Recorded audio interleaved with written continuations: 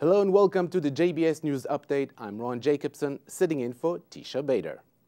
The jihadist terror threats are rapidly expanding throughout Europe as authorities in Belgium, Italy, Poland, the Netherlands, Germany, Austria and the United Kingdom have raised their terror alerts and confirmed placing increased surveillances at vulnerable sites. In the United Kingdom, heavy police presence was placed at Jewish communities in strategic locations, declared Police Chief Mark Rowley to British Channel 4 News. French authorities questioned around 10 people overnight in several suburbs of Paris in connection with last week's attacks. They were being questioned about possible logistic support they allegedly gave to the gunmen, in particular weapons and vehicles. 250 police officers carried out raids at 11 alleged Islamist sites in the German capital Berlin and arrested 2 men of Turkish origin. The German raids came just hours after 2 suspected Islamists were killed in a massive police raid on suspected jihadists in Belgium. Jewish schools across Belgium decided to cancel classes on Friday due to increased terror threats. Isi Morsel, the head of the largest Jewish school, Yesodei HaTorah, said, "We were informed that we are a potential target and therefore we are taking no chances. The school will remain closed until further notice." The only Orthodox Jewish school in the Netherlands was also closed on Friday as a precautionary measure. Voices in the Jewish community in Paris are arguing they should be able to defend themselves. An appeal was sent to the European Union asking European governments to facilitate the issuing of weapons permits for guards from within the Jewish communities. Representatives of European Jewry also called for the establishment of a continental body to combat anti-Semitism.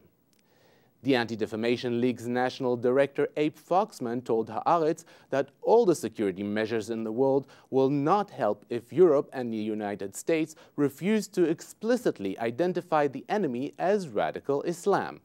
Foxman added that he believes the reports of an imminent demise of French Jewry are premature. "I don't think that Europe is the best place for Jews to live in, but I don't see this as the end." Britain's Liberal Democrat MP David Ward is under fire for an anti-Israel tweet following the Million Man March in Paris. Ward tweeted, "Netanyahu in the Paris March? What? Makes me feel sick." And then he tweeted, "Je suis palestinien." Israel's ambassador to Britain, Daniel Taub, slammed the tweet, calling it offensive and shocking. So far, Ward has not apologized for the tweets.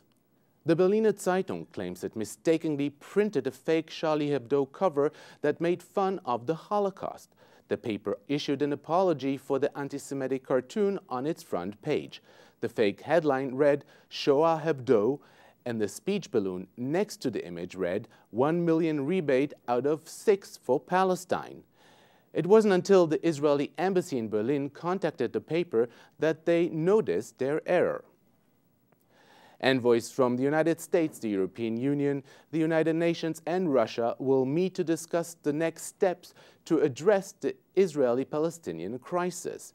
The gathering will take place January 26 in Brussels as the sides will attempt to come up with a new plan to end the Israeli military presence in the West Bank.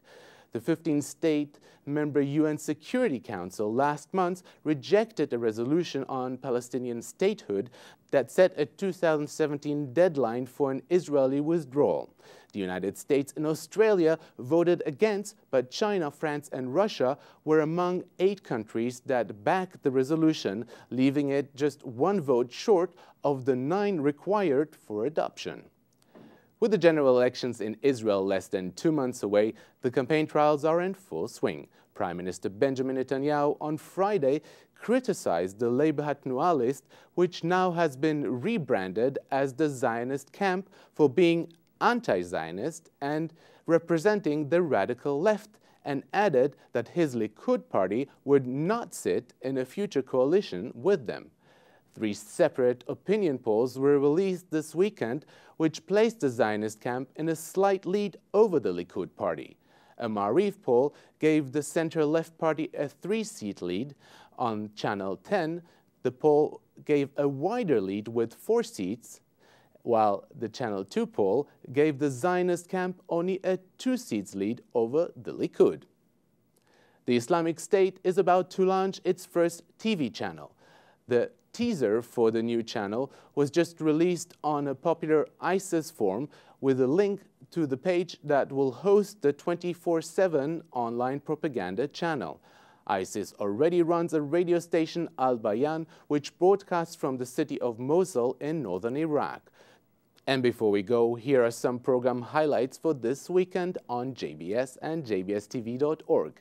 At 6 p.m. Eastern, we will broadcast live the Shabbat services from Central Synagogue in New York.